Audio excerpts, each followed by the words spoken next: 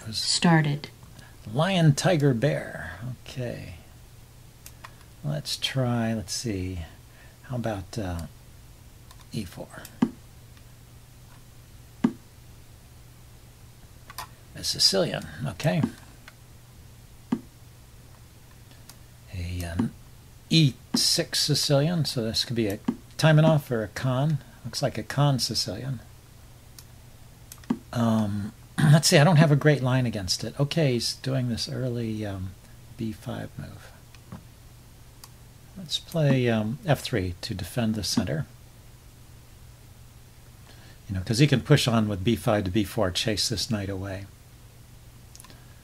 Let's develop my bishops along the e file here. And let's see, I could castle either side. But he's already started his queen side attack, so maybe I'll go king side.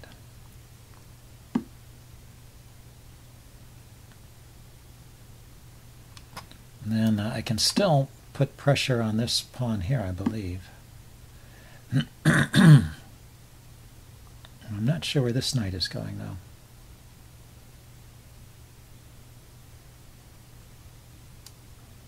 Let's start its journey somewhere over to the king side. I guess all the action is on the king side right now. And this pawn on c3 is useful to prevent or blunt any pressure on the c file here. And then I'll bring my rook to d1 here and see if I can put some pressure on that pawn. Now, it's hard to get another piece on that. Maybe bishop here. But then he's just defending that rook here. He did castle queenside, I mean kingside, so I know that's happening. Okay, knight there.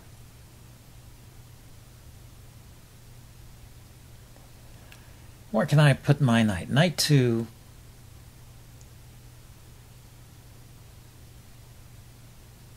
yeah, that would lose a pawn. Knight to g4. He could take it. I take back, and it's defended. The pawn is defended, but this pawn is loose. The e pawn is loose.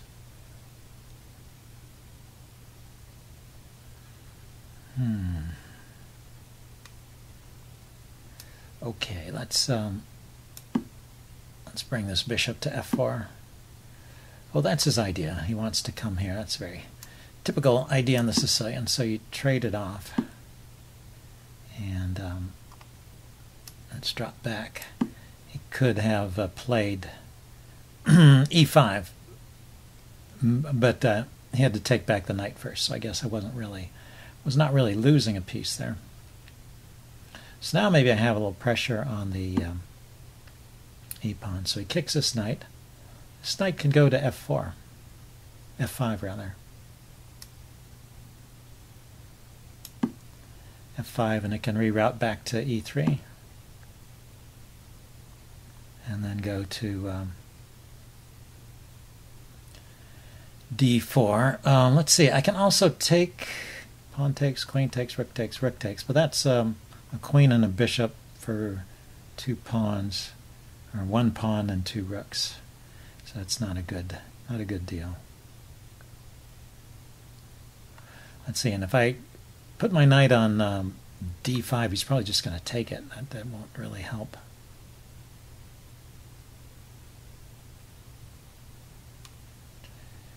Okay, the other rook to the center.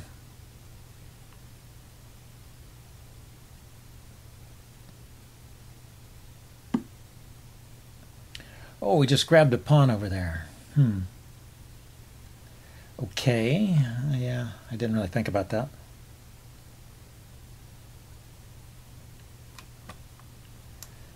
Maybe now I can get this knight into the game. Now this knight could go to b4 is what I'm thinking, chasing his queen away.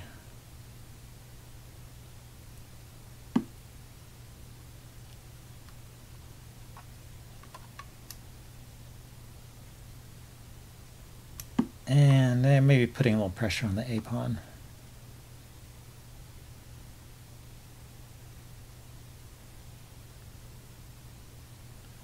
And the other knight can now come to e3, hitting his queen.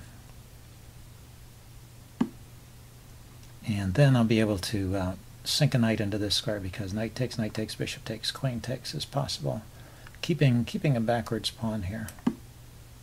Although that does remove a lot of material from the board. Maybe it's not not a good idea when I'm down a pawn. Okay, but he's kind of forcing the issue here. He will have a weak a pawn after that, I think. And a bad bishop, and I'll be down a pawn. So once again, I've gotten myself into a slightly worse position. But maybe it's recoverable, because there are things that I can look at in this position, weaknesses that I can attack. Here's the check here. On this diagonal, I can block check with the bishop. He's just going to take my queen off. That's annoying, but there's nothing to be done about that.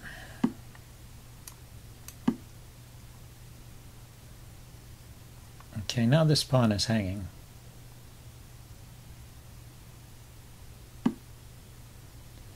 He went there, so he's giving me a pawn back. Let's see, I could also play bishop b6, but then he might actually defend the pawn. So let's play this.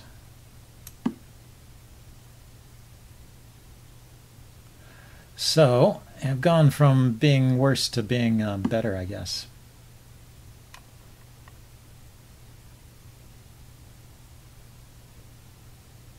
Or am I? Can't say. I'm going to try and blockade his pawn, blockade this, blockade the d pawn to keep his bishop in. So his bishop is enclosed by these pawns. And then I'm going to try and activate my bishop here.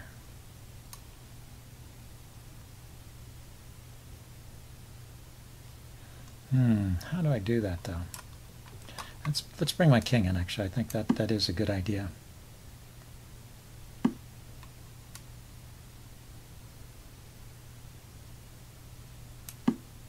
Yeah, because of this. For this reason, because I need to defend this c-pawn here. Maybe I can't actually defend the c-pawn. Let's see. So I can attack it twice.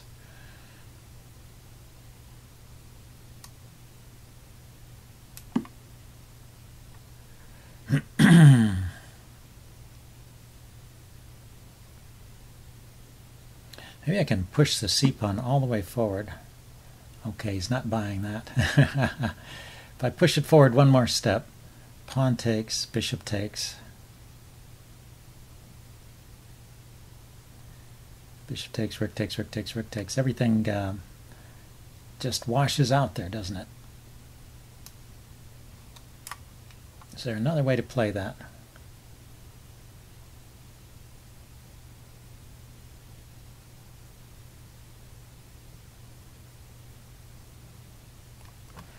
Pawn here, pawn takes.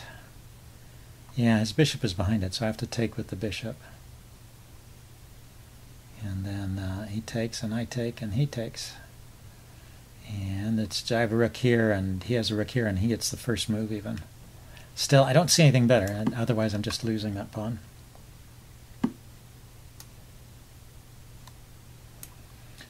Let's see, I could throw in a check. Does that help? Check here, king goes back. But then I lose my chance to win the pawn. Check here, king goes back here. If he goes back there, then I can take the pawn, actually. So he has to go back here. Then I can check again.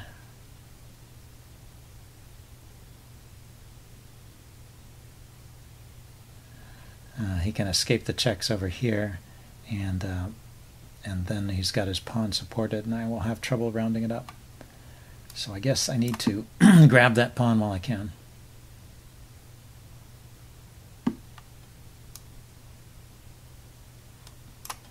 I don't know if it matters which way I take here.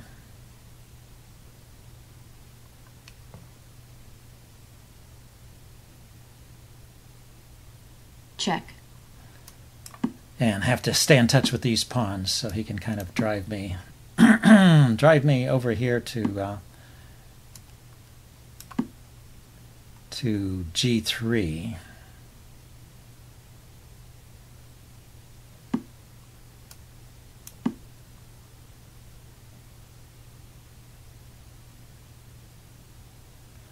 But I don't see how he can win this, even though he's got the more active rook and the more active king. But my rook, I think, is going to be active enough.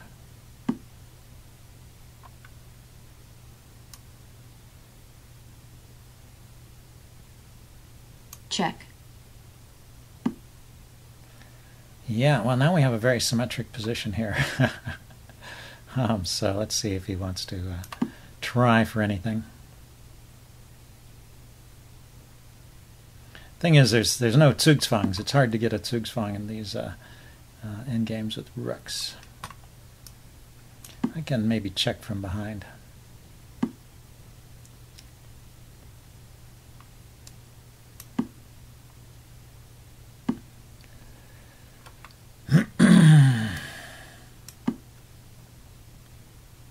Draw offered. Yeah, I will accept a draw. Game drawn. That was really nothing. Well, anyway, at least I didn't lose. So I'll upload this and do a postmortem. See you guys later. Challenge. Bye.